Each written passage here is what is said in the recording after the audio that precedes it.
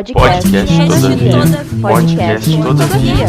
Podcast todavia. Podcast todavia. Podcast todavia. Bem-vindos! Eu sou Isadora Hoff e no episódio de hoje trazemos a Josiana Hadlich, mestre em Filosofia pela Universidade Federal de Santa Maria, para conversar conosco sobre a fenomenologia de Merleau-Ponty. Então, Josiana, muito obrigada por aceitar nosso convite, né? É com muita satisfação que a gente faz esse episódio. E a primeira pergunta que a gente tem é como Merleau-Ponty aborda a relação entre consciência e corpo? E como que essa se distingue da de Husserl? Muito bem, pessoal. É um prazer estar aqui com vocês e muito obrigado pelo convite. Enfim, né? Eu acho que para responder essa pergunta, a gente pode começar por Husserl em si, né? Justamente porque ele vai ter toda uma influência, né, no Merleau-Ponty. Eu vejo o quanto o Merleau-Ponty ele ainda segue husserliano até certo ponto. Então, assim, né, o Husserl, acho que todo mundo já sabe, né, ele é o pai da fenomenologia.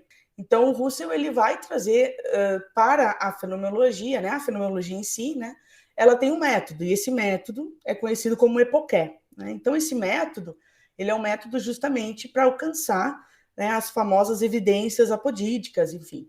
E ele consiste justamente numa suspensão dos juízos, né, em tentar chegar à essência das coisas, né, suspendendo o juízo provisoriamente, né? Então, seria uma suspensão provisória, né? Seria o colocar entre parênteses, como é conhecido, os juízos, enfim, acerca do mundo, acerca da facticidade do mundo, né? E eu queria destacar dois livros dele, que é os ideias, né, que a gente chama ideias para uma fenomenologia pura e para a filosofia fenomenológica. Então, tem dois livros, né, o Ideias 1 e o Ideias 2. No Ideias 1, ele apresenta essa doutrina que é chamada de idealismo fenomenológico transcendental.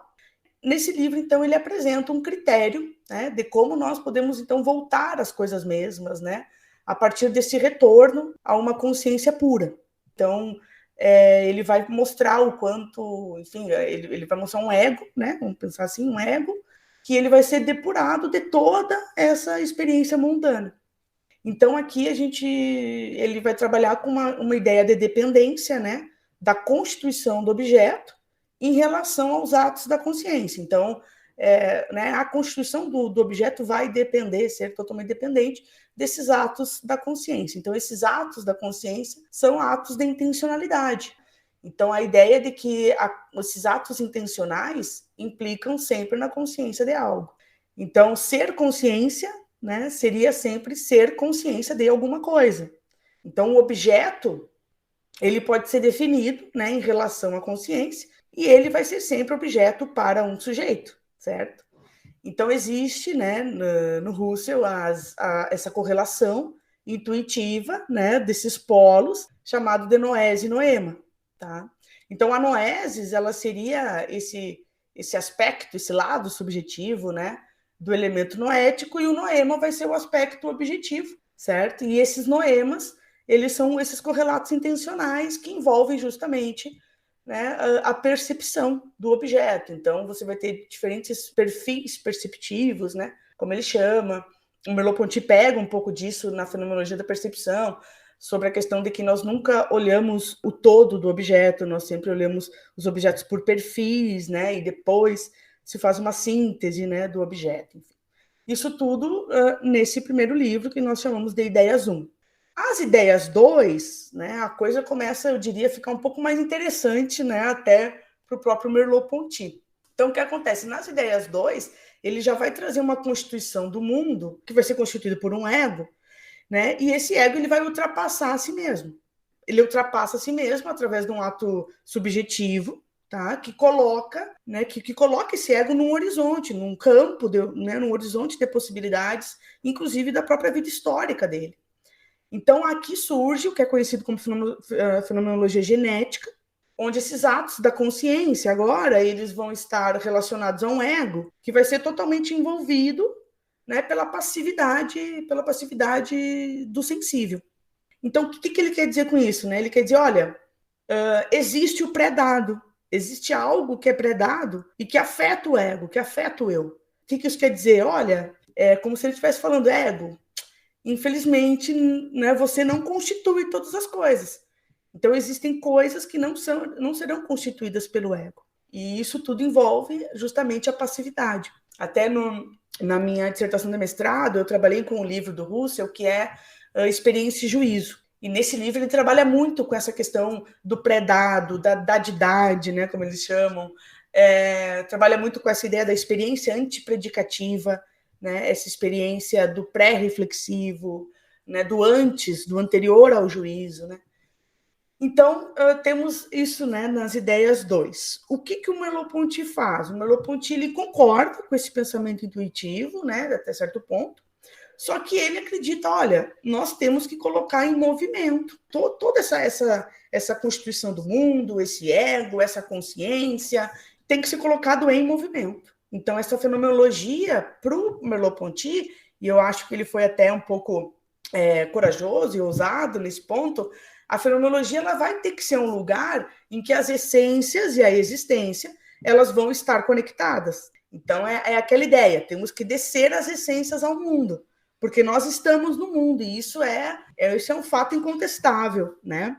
Então, o que acontece, né? O Merleau-Ponty é como se, a gente costuma dizer que, bom, ele vai levar a fenomenologia a um outro nível, a um outro patamar, na medida em que ele vai expandir essa concepção fenomenológica da tradição, né? Ele amplia, vamos dizer assim, né, para outros horizontes, né, usando a linguagem fenomenológica. Então, ele vai pensar o seguinte, né, que uma filosofia da consciência, ela tem que buscar demonstrar a existência de um ser que seria a consciência de algo. Então, vamos colocar as essências na existência. Então, a intencionalidade que o Russell aborda para o Merleau-Ponty, ela teria apenas esse aspecto mental. E ele concorda que ela tem esse aspecto mental, mas não só isso. Ela vai existir também de modo corporal. Porque para o Merleau-Ponty o corpo é consciente. O corpo ele traz do Russell, né? O Russell no Ideias 2 ele trabalha com a questão do corpo, mas ele não vai dar uma importância, né, que o Merleau-Ponty vai dar, porque o Merleau-Ponty vai colocar o corpo no centro da fenomenologia, né, no centro de todo o método, de todo o processo de conhecimento, de percepção, né, de constituição, enfim. Então, e isso o Russell não faz. Então, a ideia é justamente essa, o corpo ele é consciente. Então, ao fazer isso, ao tornar o corpo consciente, ele vai justamente trazer uma aproximação entre os famosos polos corpo e alma, né? A gente sabe que na tradição filosófica, né, a gente sabe o quanto o corpo ele foi apenas, né, um objeto qualquer e a alma seria tudo, né? Seria aquela que vai gerar conhecimento, aquela que vai ser confiável para a obtenção de conhecimento, e o corpo vai ser aquele, enfim, que não vai nos trazer nenhum benefício. Até se a gente parar para pensar o quanto o corpo muitas vezes ele é demonizado, né? Ele vai ser então ele vai ser relido, né? Vamos dizer assim, pelo Merleau-Ponty. Então o Merleau-Ponty ele vai aproximar, ele vai superar esse dualismo cartesiano, né? Ele fala muito acerca do Descartes, então ele vai tentar superar esse dualismo cartesiano que separa o corpo da alma. Então tem uma famosa frase dele que diz assim, né? Olha, eu não tenho um corpo, eu sou o meu corpo, né? Então o ser está justamente ligado a essa esfera corporal. Então aqui, com a questão do corpo, né, sendo o centro da fenomenologia merleau-pontiana, ele vai trazer a percepção, né? A percepção para ele vai ser justamente aquilo que nos coloca em contato imediato com as coisas, em contato imediato com os outros. A percepção ela tem esse aspecto primário, esse aspecto originário. Então, antes de toda a ciência vai ser uma forma de descrição do mundo, né? Mas antes da ciência descrever o mundo, existe esse contato primordial que seria dado a partir da percepção. Então, primariamente, a nossa forma de estar no mundo, ela é perceptiva, ela é vivida, né? Ela não é científica, né? Vamos dizer assim. Ele, em momento algum, claro, ele vai negar a importância da ciência, mas a própria ciência, para ele, ela vai se fundamentar nesse campo perceptivo que é pré-reflexivo, enfim. Então, o que vai acontecer, né? Nós vamos ter uma verdade mais autêntica se a gente se direcionar para esse campo perceptivo originário, né? Então, este âmbito pré-reflexivo, pré-científico, ele vai nos revelar justamente o mundo em seu formato original, certo? Então, justamente, vai haver uma renovação, podemos dizer assim, né, da fenomenologia, que ela vai deixar de ser uma pretensão científica de rigor para se tornar uma orientação ao refletido, uma orientação ao mundo vivido, né, ao mundo da vida, ao Lebenswelt. E a redução fenomenológica, que no Husserl ela vai nos conduzir a um ego puro, né, agora ela vai nos situar, né, enquanto sujeito encarnado, né, sujeito encarnado no mundo, né, a consciência está encarnada. E, enfim, então aí o corpo, né, vem como central, ele vai ser então o correlato desse mundo, né, o mundo vai se tornar uma transcendência, e o mundo, então, ele não vai pertencer mais ao pensamento do mundo, né, ao eu penso, ele vai pertencer a uma ideia do eu posso, né, enquanto corpo no mundo, né, eu sou um corpo de ação. Então o corpo, né, ele vai pertencer a essa esfera do eu posso, né, o eu posso enquanto o princípio, né, a gênese, o corpo como gênese de toda ação, né, como ponto de partida, vamos pensar assim, né, de toda ação. Então ele se abre ao mundo, né, esta ideia é justamente isso, nós estamos no corpo encarnados e estamos abertos, e esse mundo é aberto, é um campo, né, de possibilidades infinitas, por isso que o Merleau-Ponty diz que a gente não vai abranger o todo do mundo, né, porque justamente este mundo ele é inesgotável, ele é, né, inacabável, inapreensível em sua totalidade, né? Então a fenomenologia das essências ela se transforma, vamos dizer assim, né, em Merleau-Ponty, na fenomenologia da existência. Então ele traz uma fenomenologia existencial. Então a consciência ela não vai se resumir a um mero pensamento imanente, nem na tarefa, por exemplo, de construir o mundo como uma maquete de uma síntese reflexiva, né?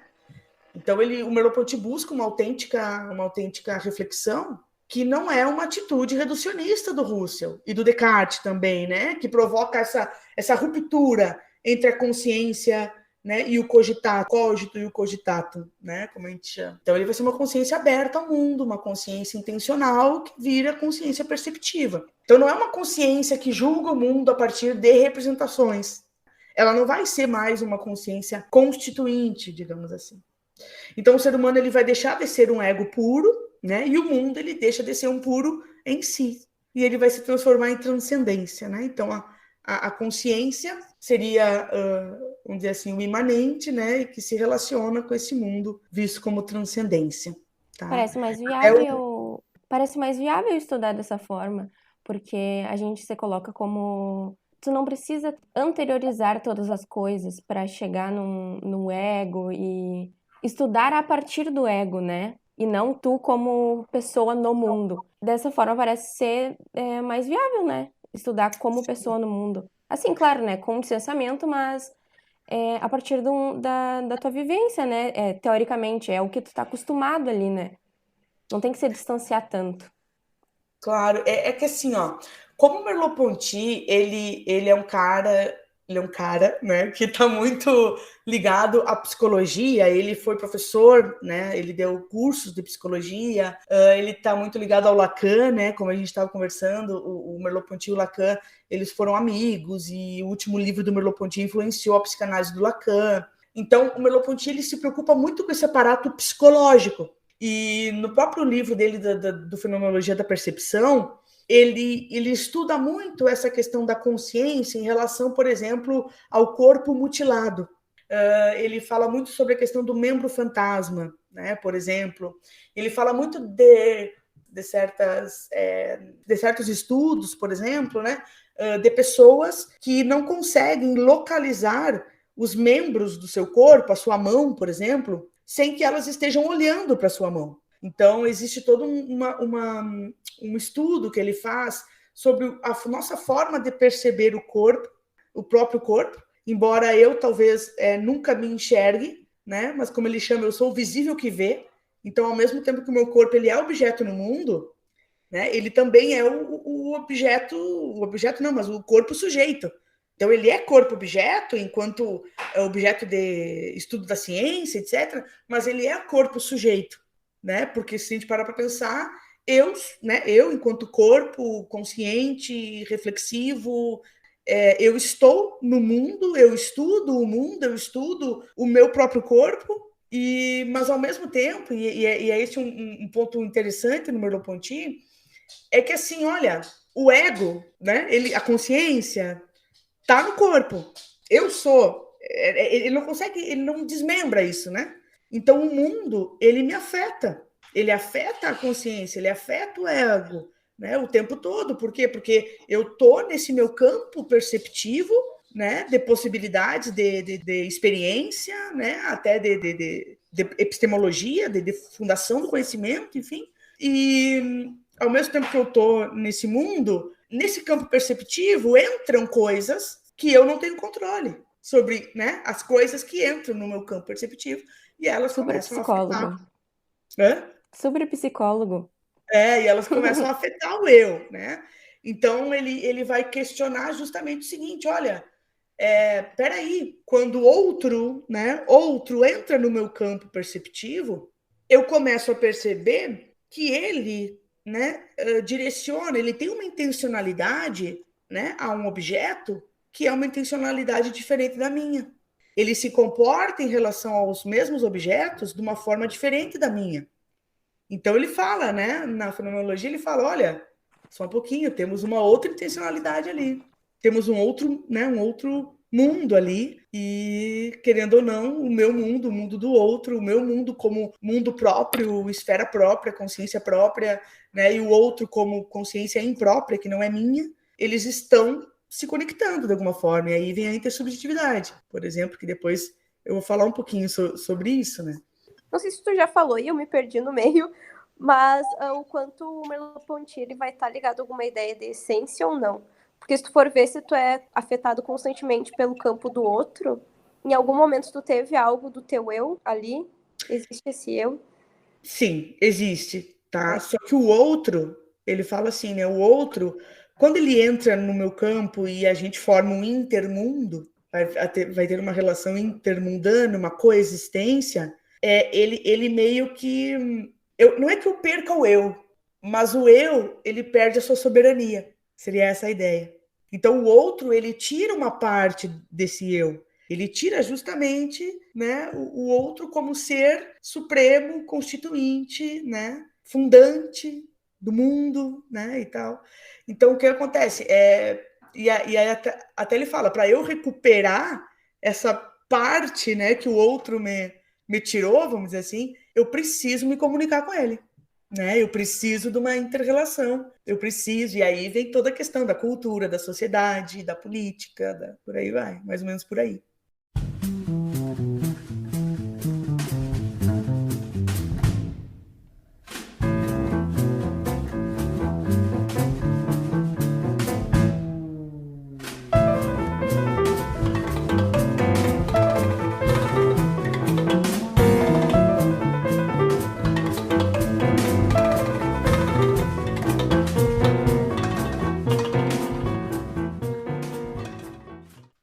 Muito bem, Josiana. Então, poderia esclarecer para a nossa audiência assim, o que Merleau-Ponty entendia por corpo próprio?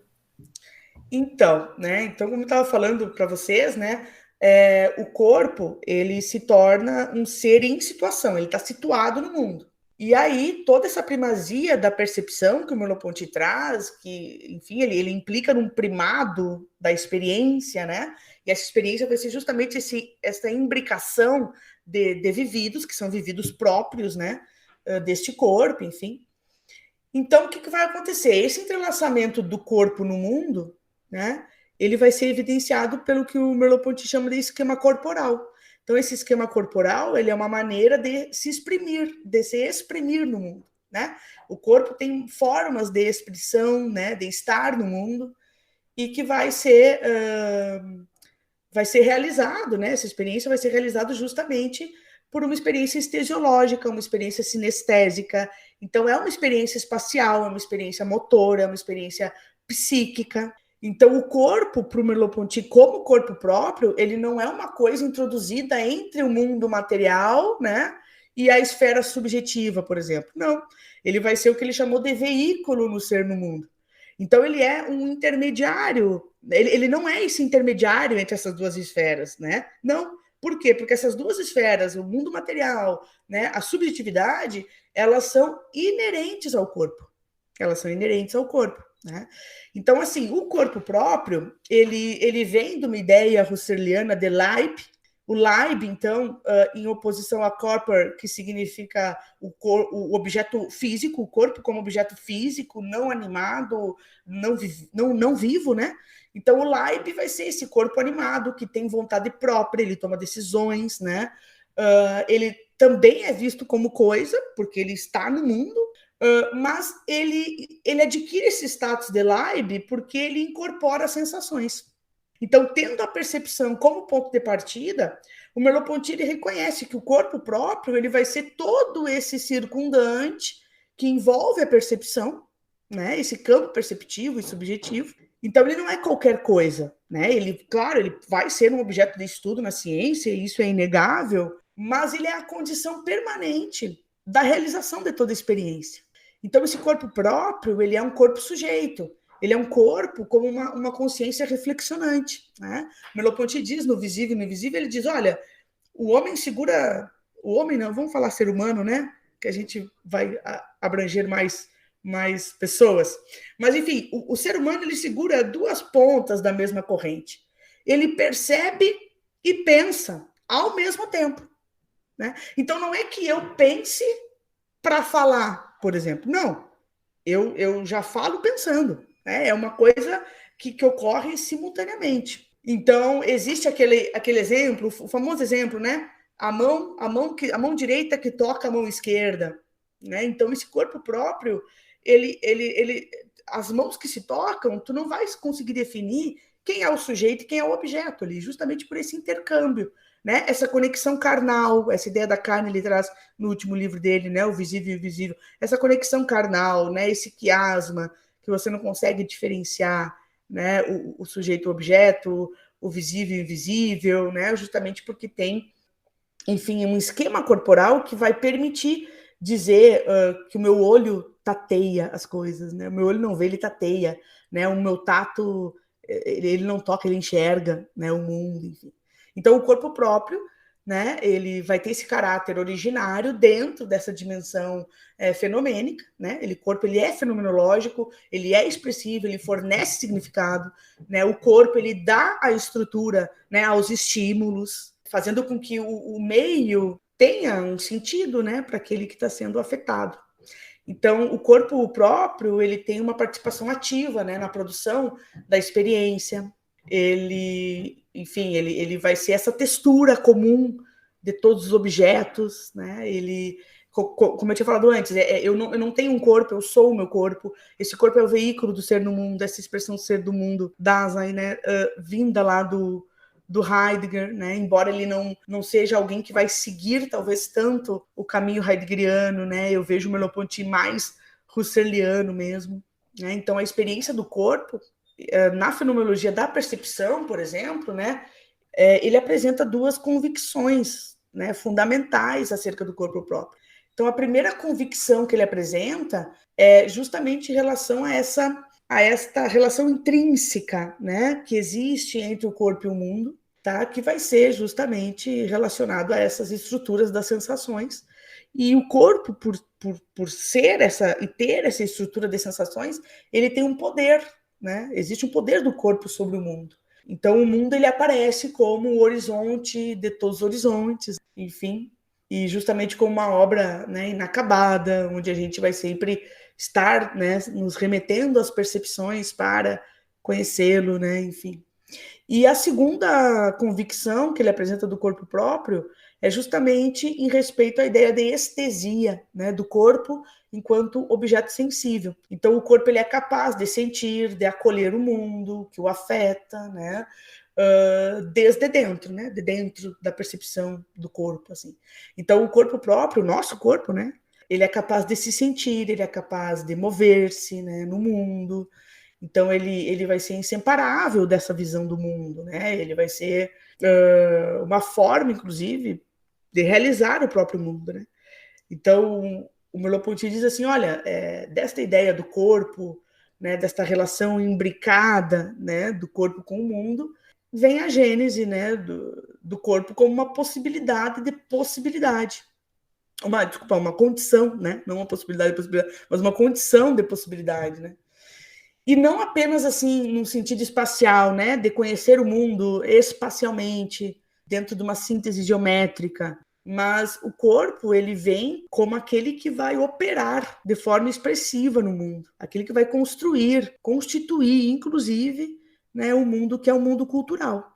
Então, tem esses dois vieses, né, vamos dizer assim, do corpo próprio dentro da fenomenologia da percepção, diretamente ligado à estrutura de sensações e ligado justamente à operação expressiva, né, do corpo, que vai ser, vamos dizer assim, a gênese da criação, né, de tudo que o homem produz, por exemplo.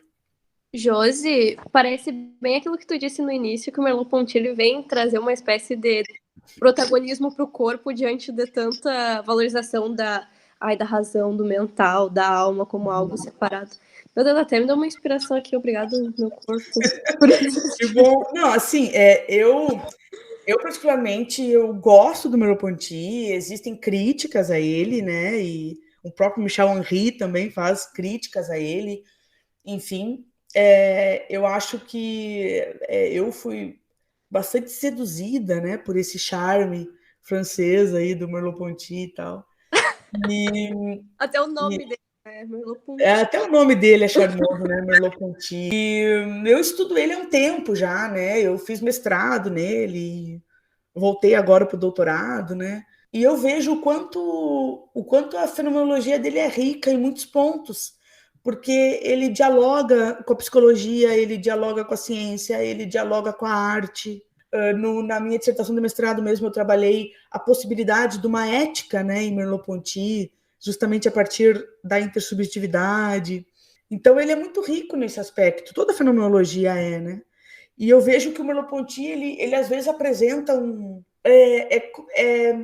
como é que eu posso dizer, né? Às vezes ele apresenta algo que parece ser tão óbvio, né? Olha, nós estamos no mundo, né? O meu corpo toca a mesa, minha mão toca a mesa, eu sinto a textura. Antes de eu talvez pensar qual é a área da mesa que eu estou tocando, né? Existe todo esse contato primordial com o mundo, assim. Então, eu particularmente acho bem fantástico isso, né? Porque a gente vai para uma experiência tão nítida, talvez, não sei, né? E tão importante, né? Justamente para fundamentar todo o conhecimento, para fundamentar as essências. E a gente precisa fundamentar elas na existência, porque senão a gente fica muito naquele ego puro, ou muito num ego totalmente imanente, que não está ligado ao mundo, né? E muitas vezes o mundo mesmo, ao afetar o corpo, ele talvez constitua certos aspectos da consciência ou do ego, né?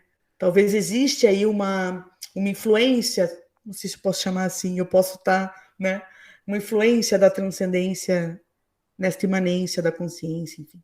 Do Acho que é por pouco aí. que eu já estudei fenomenologia, eu lembro que tiveram vários momentos assim que eu parei e tive esse momento de sobriedade, como se tudo tivesse esclarecido naquele momento, fazia tudo sentido e o sentido, né, que o professor fala toda Justamente hora. dar sentido ao mundo, significações, né? Uhum.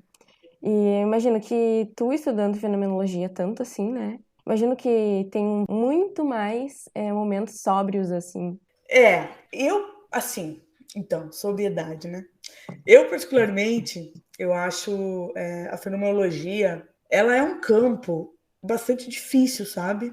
Ela não é algo Sei. que... Toda filosofia, né? Vamos começar. Toda filosofia, né? Não vamos dizer que é fácil, né? Mas eu vejo o quanto a fenomenologia, talvez para mim, né?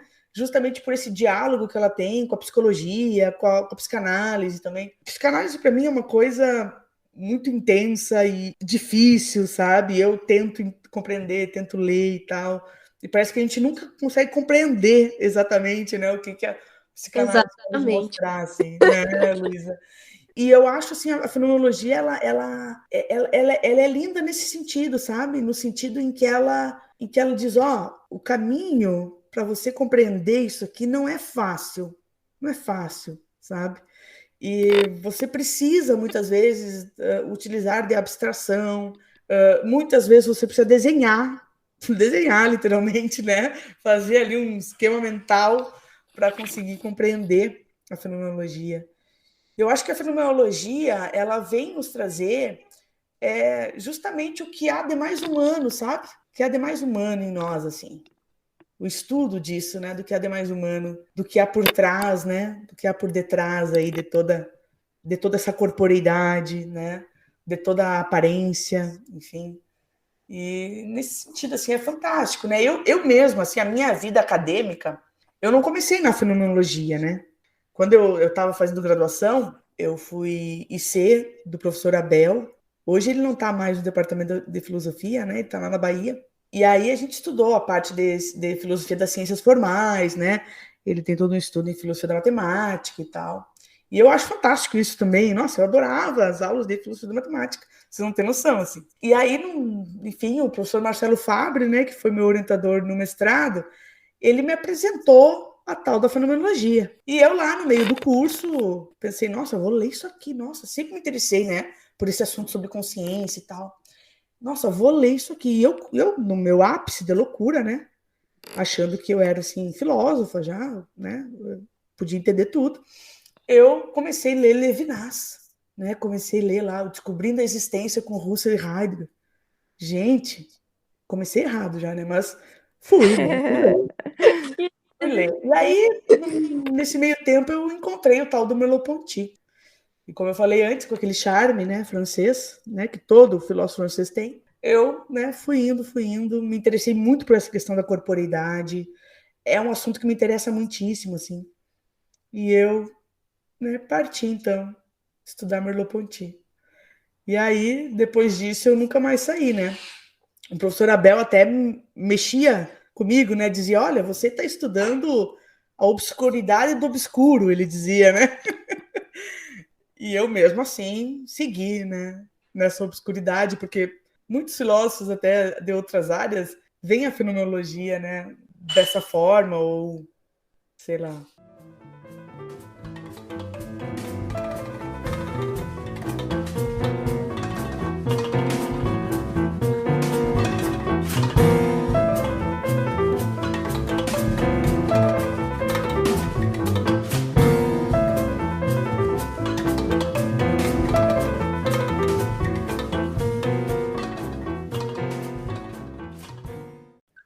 Tu falou um pouquinho antes sobre o Henri.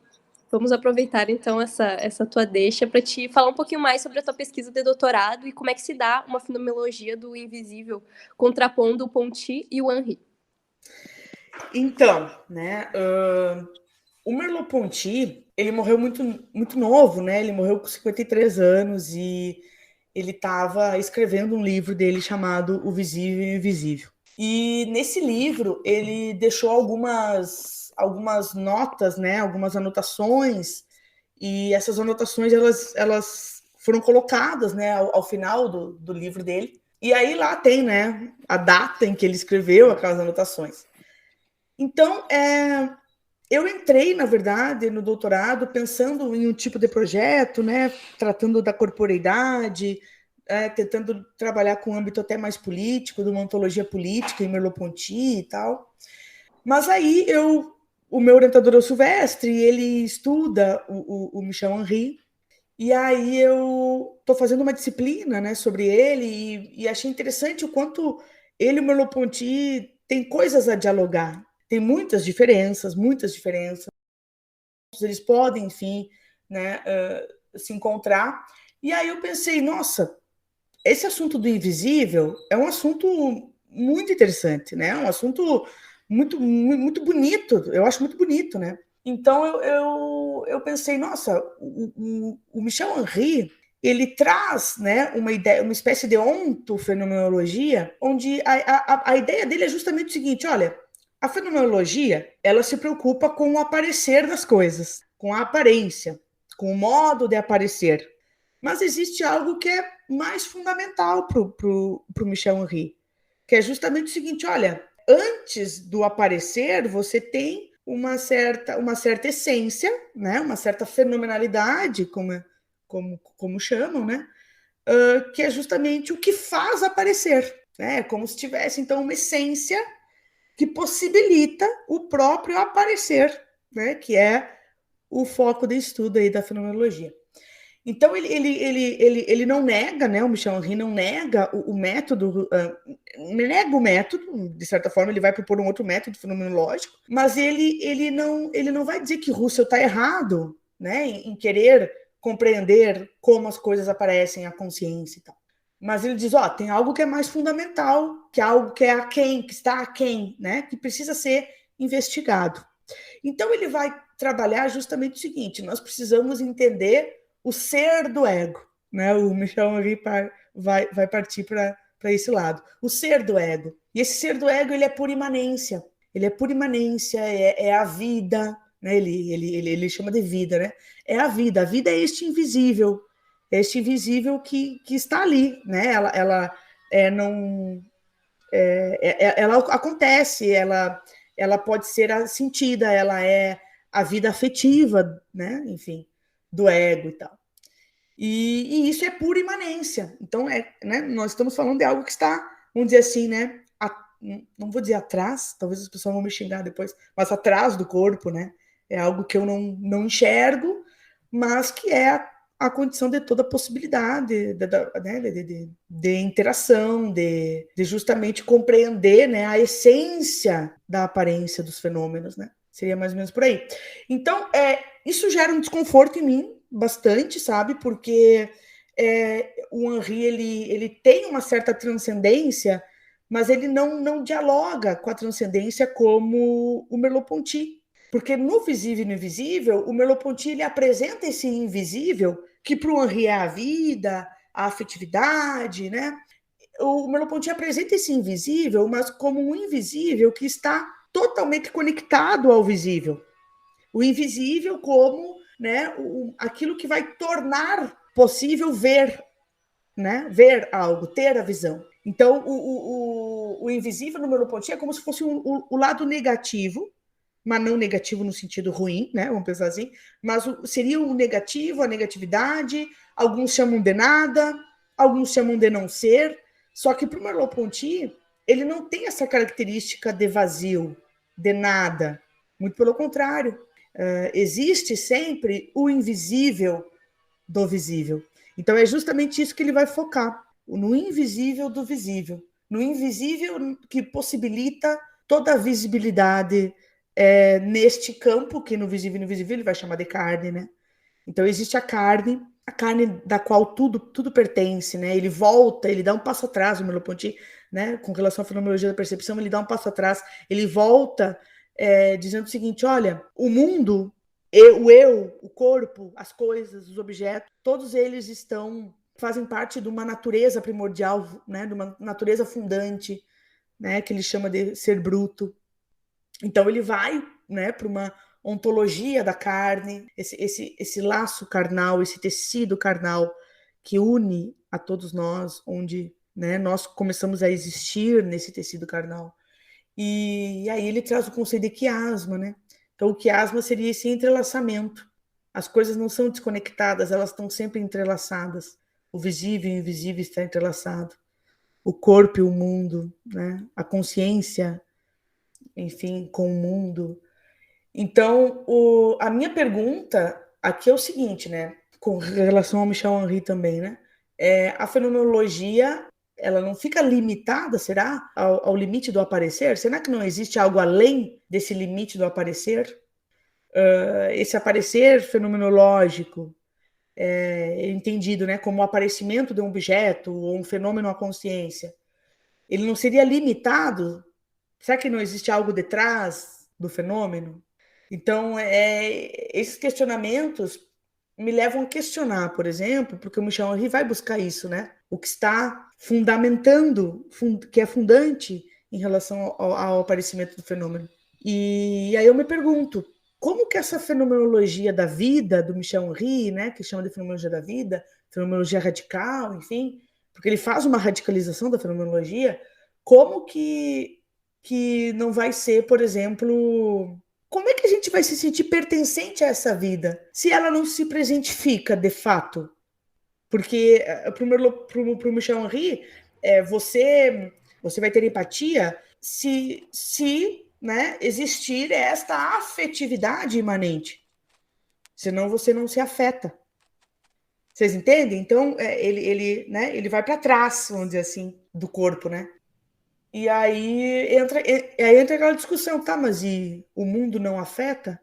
O mundo, para me afetar, ele vai depender, né? Desculpa, vai depender dessa afetividade. Essa afetividade, enfim, totalmente imanente, né? E aí eu me questiono isso.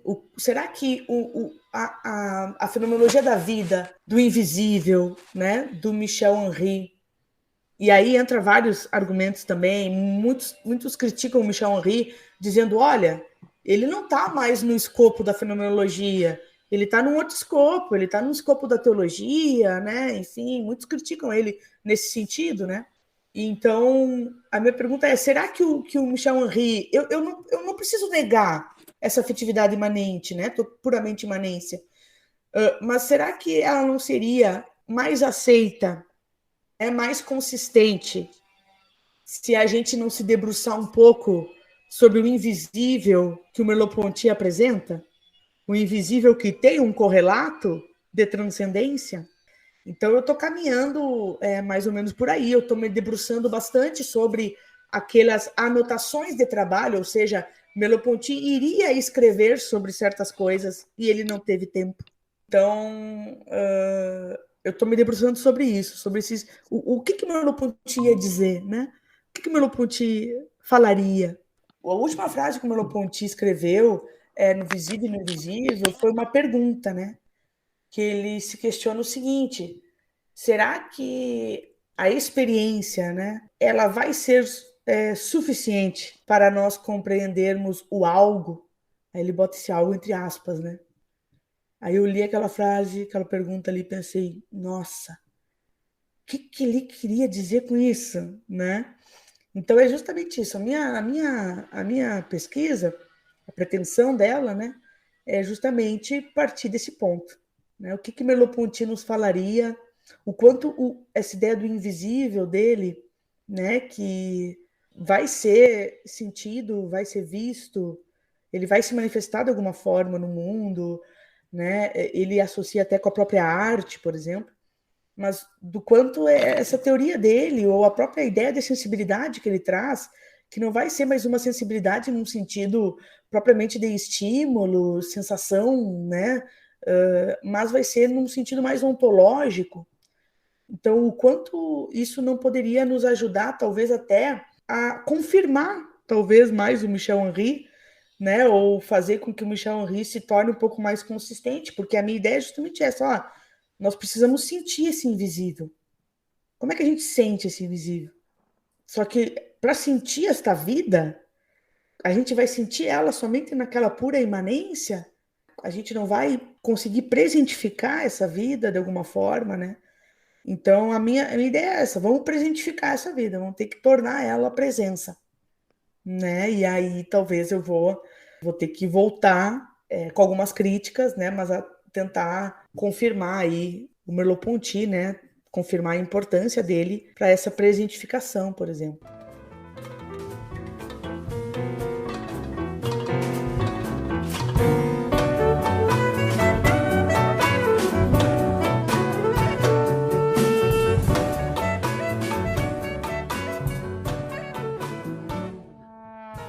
Nossa última pergunta sobre esse assunto é: como o viés humanista de Merleau-Ponty influencia sua obra e a compreensão dos seres humanos uns aos outros na criação de uma história comum? Tá, para responder essa pergunta, olha só. Eu me interesso muito também, e eu quero muito pesquisar mais a fundo um dia, a relação entre Merleau-Ponty e Michel Foucault. O Foucault, ele foi aluno do Merleau-Ponty, ele fez uns cursos com o Merleau-Ponty. E os Merleau-Pontianos de plantão consideram que Foucault tem uma dívida com o Merleau-Ponty, né? Ele não considerou nem a concepção de história, nem a concepção de corporeidade do Merleau-Ponty. Talvez o corpo que o Foucault trabalha lá na história da sexualidade e tal, talvez com aquele corpo o Merleau-Ponty iria corroborar, né? E eu me interesso muito por esse viés político, né? Porque eu me questiono muito o seguinte: olha, o corpo próprio, para mim, como corpo fenomenológico, né? Como corpo consciente, reflexionante, ele é um fato, né? Mas a gente não pode dizer que também não é um fato o corpo dócil do Foucault. Então eu me questiono o seguinte: como é que esse corpo próprio, né? Desculpa, esse corpo dócil, né, esse corpo constituído na sociedade, pela sociedade, como é que ele se torna um corpo próprio, né? Um corpo que inclusive vai ajudar na criação, na constituição da sociedade, do mundo, da cultura, né, por exemplo. Então, existiria uma forma, uma passagem ali, né? Então eu me questiono muito sobre isso, né? Como é que se daria essa passagem? Inclusive, o Merleau-Ponty, nas notas do Visível e do Invisível, ele tem uma pergunta que até eu olhei aquilo e pensei: nossa, mas isso tem tudo a ver com a relação, né, que eu estava pensando entre Merleau-Ponty e Foucault. Porque, por exemplo, assim, ele fala algo assim, ó: como é que a gente sai dessa percepção moldada, né? Porque quando a gente nasce numa sociedade e nós somos ensinados como nós devemos vê-la, né? Ver as coisas. Então, como é que a gente sai dessa percepção moldada, enfim, e entra numa percepção mais autêntica, né? Então, tem muito a ver com o que eu estava me questionando. Então, o que acontece? Esse assunto sobre humanismo, ele tem relação com esse estudo, né? Desta política em Merleau-Ponty. Só que tudo isso não começa, vamos dizer assim, nos escritos políticos do Merleau-Ponty, né, como Humanismo e Terror, As Aventuras da Dialética. O Merleau-Ponty viveu ali a Segunda Guerra, ele viveu a Guerra Fria, os socialismos totalitários, ele, enfim, fez algumas críticas ao liberalismo, enfim. Mas esse assunto não começou ali, né? Então, esse assunto a gente pode partir, esse assunto da relação entre seres humanos, né, da criação de uma história comum, partir da intersubjetividade. Então, o que acontece? Né? Lembra que a gente conversou sobre esse campo perceptivo, né? Onde outros aparecem nesse campo perceptivo. Então, o que acontece? O eu, né, como consciência perceptiva, ao se voltar para a realidade objetiva, ele se choca com outro corpo, que não é o corpo do eu. Mas, enfim, ele vai ser igualmente doador de sentido. Aí entra outra intencionalidade. E, enfim. Então, para falar dessa história comum, né, a gente precisa trabalhar com a ideia de intersubjetividade, né, porque vai surgir desde a fenomenologia da percepção, enfim, esse conceito, né. Então, a gente estava falando daquele campo perceptivo, né, enfim, onde os outros, né, vão aparecer, invadem esse meu campo perceptivo, né. Então, ele é uma consciência perceptiva. E como consciência perceptiva, ele vai se voltar para esse mundo objetivo, para essa realidade objetiva, e ele se choca com esse outro corpo, que não é meu corpo, né? E esse corpo, ele vai ser também igualmente doador de sentido, uma outra intencionalidade, né? Então, na medida em que eu percebo essa outra intencionalidade diferente, se direcionando aos mesmos objetos, porém de forma diferente, né? Então, o outro, ele está ali para mim, no mundo das minhas percepções. Um outro para o qual a minha subjetividade se volta e vai experienciar esse outro numa intersubjetividade, né? Então, existe uma relação empática, essa ideia de empatia vem do Husserl, né? Existe uma relação empática aqui, onde o sentir, ele não é preso a um solipsismo, ele vai ser usado justamente nessa reflexão sinestésica no corpo do outro. Então, tem uma frase, né, que eu peguei aqui até para a gente falar, que o Merleau-Ponty diz assim: o meu olhar cai sobre um corpo vivo prestes a agir. No instante, os objetos que o circundam recebem uma nova camada de significação. Eles não são mais aquilo que eu mesmo poderia fazer com eles, são aquilo que este comportamento vai fazer com eles, né, esse outro comportamento. Então, é aqui que a gente estava falando antes sobre a questão da destituição do eu. O outro, ele vem destituir o cogito, né? Ou seja, ele tira a soberania do eu.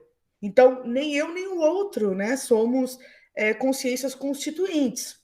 Mas por quê, né? Porque quando a gente se comunica, se pergunta quem é que está comunicando, né? Por exemplo, para quem é este mundo dado, para quem este mundo existe. Então, esse intermundo, ele vai ser concebido para que haja comunicação. Já que ele, como eu tinha falado antes, né? O Merleau-Ponty diz assim, o outro, ele despoja uma parte do meu ser. E para eu recuperar essa parte, eu preciso travar relações com outra.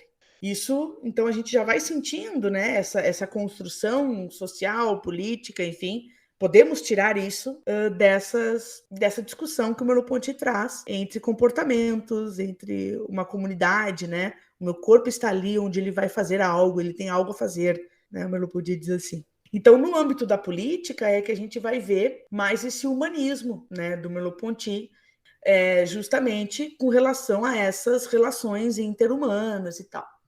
Então, lá no Humanismo e Terror, né, de 1947, ele vai trazer uma crítica a esse sujeito autônomo do liberalismo, né, porque esse sujeito autônomo, ele parece viver numa sociedade que não tem conflito.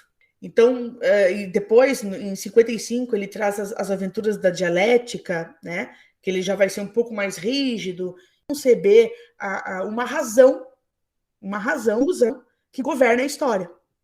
Então, ele concorda com Marx, por exemplo, acerca do sentido da praxis, né, interhumana e tal, mas ele discorda, né, e no final do Humanismo e Terror ele coloca isso, nas aventuras da dialética, ele acentua, né, que é justamente, ele vai discordar de que o proletariado, ele forme uma classe universal, e vai justamente tornar a história algo absoluto, né? De um ponto de vista absoluto. A história não tem um ponto de vista absoluto, né? Diz o Merleau-Ponty.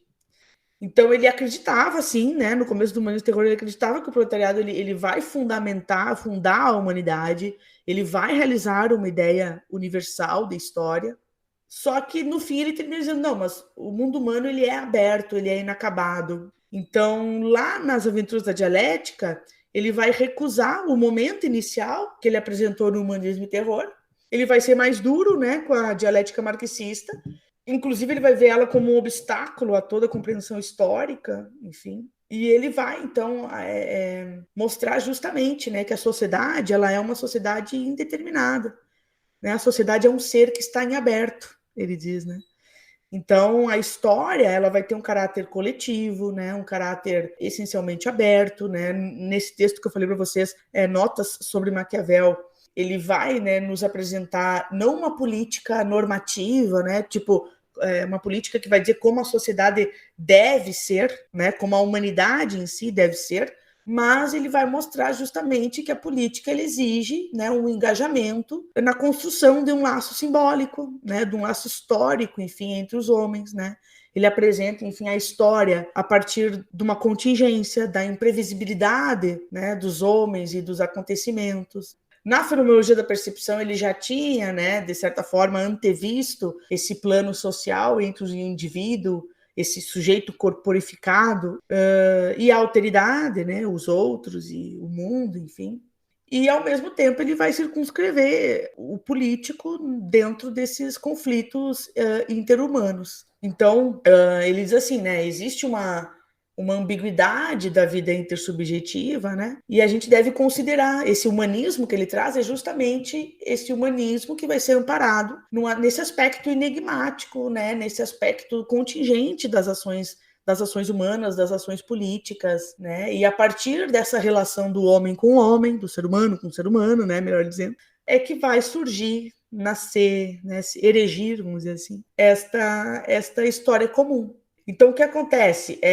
A política que o Merleau-Ponty apresenta, né, ela não vai ser fundada, por exemplo, num estudo da natureza do ser humano, mas vai ser fundada sobre a necessidade de construir uma humanidade a partir dessa contingência histórica e onde vai nascer este vínculo simbólico que vai permitir a definição de uma humanidade. Então, o nascimento de uma história comum, até nos cursos, se eu não me engano, nos cursos de 54, né, ele tem os resumos dos cursos, aqueles de 54, que ele fala sobre a instituição, a passividade, ele apresenta esse conceito de instituição, onde nós vamos ter a instituição como uma experiência ela vai ser uma experiência a partir da qual as outras experiências, né, as minhas, as dos outros, de outrem, elas vão tomar um sentido e elas vão formar uma continuidade. Essa continuidade é a história. Então ele fala, a instituição ela é uma matriz simbólica, né, onde vai permitir a possibilidade justamente de uma história como consciência.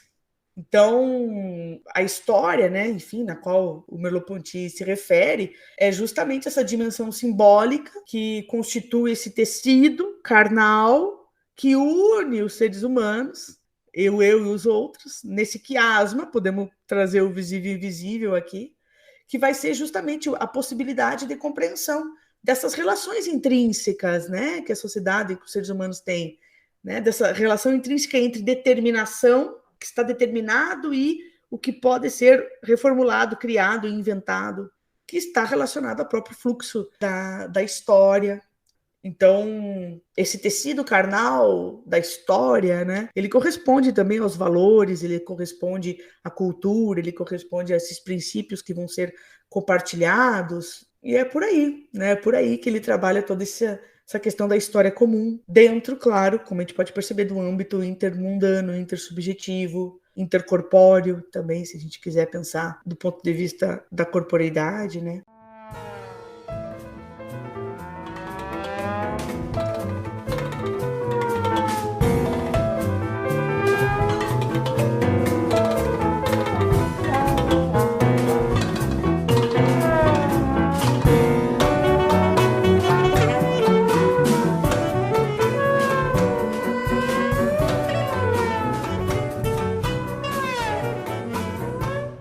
Pois muito bem, então, Josiana. Agora a gente se encaminha pelo fim e normalmente a gente faz duas perguntas que são mais voltadas ao teu lado, mais voltadas ao pessoal, né, a você.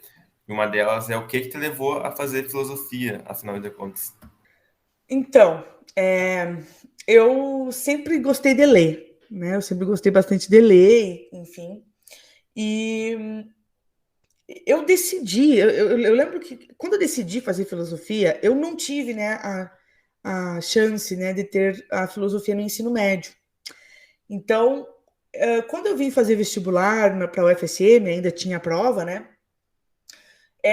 Teve um ano, que foi o primeiro ano, que começou a cair filosofia no vestibular, né? Ia ter questões de filosofia e tal.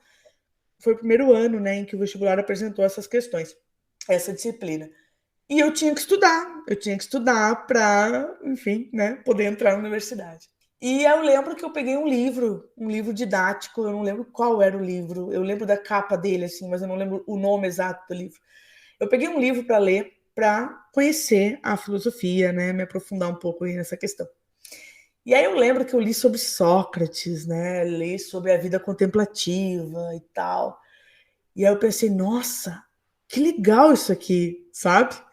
E aí eu lembro que foi ali, estudando para o vestibular mesmo, que eu decidi que eu queria fazer filosofia. Então, acho que foi, enfim, eu gosto de ver a filosofia não do ponto de vista do trabalho, né, do ponto de vista profissional, mas como um hobby, né? Para mim ela é um hobby, assim, é um hobby você ler, você pensar, você estudar, né, adquirir o conhecimento, né? E a gente não vai conseguir adquirir todo ele nessa vida, pelo menos, né? Não vai ser possível, assim, tem muita coisa para ler ainda que a gente ainda não leu, e parece que a gente vai ter 70, 80 anos e, aquele livro ali eu ainda não li, né? E é isso, assim, eu decidi fazer porque eu vi o quanto era, sei lá, o quanto era importante, né? A filosofia, o quanto ela ainda é, né? Em todos os quesitos, assim, para a vida humana. Agora que tu falou, Josi, um pouquinho do quanto a filosofia é importante, né? Qual é o papel que tu acha que a filosofia pode vir a cumprir na vida das pessoas? Olha, eu vou dar um exemplo prático para responder essa pergunta. Eu fiz graduação de 2007 a 2010, né? E depois eu já segui no mestrado, e aí defendi o mestrado em 2013. E nunca foi minha pretensão, né, dar aula em pré-vestibular, por exemplo. Mas num belo dia eu recebi um e-mail, não sei como que esse e-mail, né, chegou até mim, enfim, mas eu recebi um e-mail, né, de um curso que estava selecionando professores de filosofia para dar aula, né? E eu estava ali, né, quase terminando o mestrado e tal, e eu decidi simplesmente enviar o currículo, né, mas nunca foi minha pretensão, assim. E faz quase, então, 10 anos, né, que eu dou aula nessa instituição. E o que eu noto, assim, ao longo desses anos que eu dei experiência docente, né, o que eu noto nos alunos, né, nos estudantes, nas pessoas? Tem muitos alunos que todo final de ano eles chegam para mim assim, eles agradecem a aula, as aulas, enfim, do ano todo, e eles falam assim: o quanto a filosofia ela possibilitou uma mudança interna, sabe? A filosofia foi muito importante para mim porque eles dizem, né? A filosofia foi muito importante porque eu me tornei uma outra pessoa. Olha só que legal. Eu me tornei uma outra pessoa. Eu consigo enxergar coisas que eu não enxergava antes. Eu consigo pensar, organizar melhor o meu raciocínio, o meu pensamento. Né? Então, assim, eu consigo aplicar certas teorias da filosofia no cotidiano, na minha vida pessoal. Então, eu acho que a importância da filosofia é justamente ela despertar aquilo que o ser humano tem, né? Enquanto ser racional, enquanto ser de criação, enquanto ser pensante, enquanto ser que é potência, né? Ele tem capacidade de mudar a situação social, política, né, na qual ele vive, por exemplo. Então, eu acho que a filosofia tem esse papel. E eu acho que ela precisa estar cada vez mais presente entre as pessoas. Né? A filosofia, ela precisa, vou dizer assim, né? Ela precisa cada vez mais descer da vida acadêmica para a vida cotidiana. Né? Descer para a terra, descer do céu para a terra, vamos dizer assim, né? E por quê? Porque ela é justamente aquilo que vai modificar a forma de pensar, né, dos indivíduos, dos seres humanos. Eu acho que a filosofia ela é a oportunidade, sabe? Ela é uma oportunidade. Ela é uma oportunidade de mudança. As pessoas que não conhecem filosofia, elas não têm essa oportunidade. Eu acho que a gente tem que buscar uma igualdade de oportunidade nesse sentido também, né? De possibilitar que a filosofia, usando uma expressão fenomenológica, que a filosofia se presentifique na vida dos seres humanos, cada vez mais. Acho Que que é isso. lindo! Adorei, achei muito fofo. Mas é isso aí então. Muito obrigada, Josiane. Eu que agradeço, Josiana, gente. Foi um desculpa. prazer mesmo, um prazerzão poder, enfim, compartilhar um pouco, enfim, da minha pesquisa, né, do meu estudo com todo mundo, né, que vai ouvir. E espero que os enreanos, né, não queiram, enfim, fazer um cancelamento, né, de tudo que eu falei sobre Michel Henry.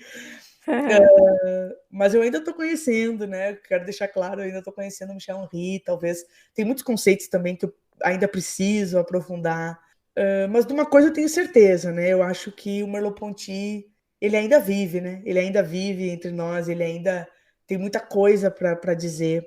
O próprio Paul Ricoeur, ele tem um livro, né? Um texto que ele escreveu em homenagem ao Merleau-Ponty, né? Quando o Merleau-Ponty morreu, ele escreveu um texto e tal, e ele começa o texto dizendo assim que todos foram, né, naquela manhã de sábado, ele fala algo assim, né, naquela manhã de sábado, todos foram ao despojo, né, de Maurice Merleau-Ponty, e não houve nenhuma homenagem, assim, né, nenhuma palavra, né, acerca daquela morte, porque aquela morte tinha literalmente cortado, aquela morte prematura, né, tinha literalmente cortado a palavra, né, então o silêncio se fez, enfim, no seu enterro, né, ele diz assim, e aí ele pega e fala assim que o filósofo ele ainda está presente, né, ele ainda tem muito a nos dizer, o que ele queria dizer com visível e invisível, né, então, essa homenagem que o Ricoeur fez ao Merleau-Ponty, né, foi o que, quando eu li, faz um tempo já que eu li, eu lembrei disso esses dias e fui ler de novo, essa homenagem que ele faz foi o que me instigou aí atrás, né, do que o Merleau-Ponty ainda pode nos falar. Então, eu espero poder contribuir com isso de alguma forma, contribuir para a filosofia brasileira, né, nesse sentido aí. tomando esse caminho.